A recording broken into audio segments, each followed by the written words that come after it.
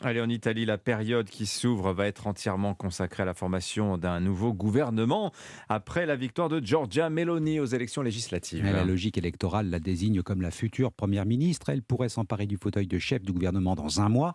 Le temps presse, les marchés financiers ont déjà réagi à leur manière. Les taux d'intérêt de la dette italienne ont fait un bond de 15 points. Mais la constitution du gouvernement ne devrait pas être un problème, Frédéric Michel. Vous êtes l'envoyé spécial d'Europe 1 à Rome.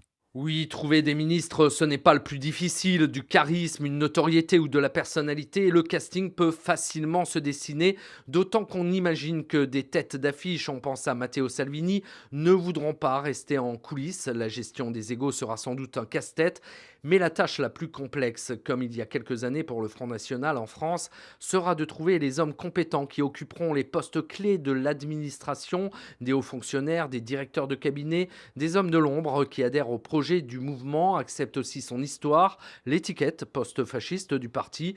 Mais Giorgia Meloni, élue plus jeune députée italienne, plus jeune ministre sous Berlusconi, a des réseaux et peut profiter des cadres qui ont par exemple entouré les gouvernements de celui que l'on a longtemps surnommé Il Cavaliere.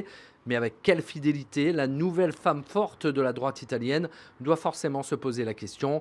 Mais a-t-elle le choix? Fratelli d'Italia était encore il y a 4 ans un parti marginal en Italie. Frédéric Michel, envoyé spécial d'Europe 1 à Rome.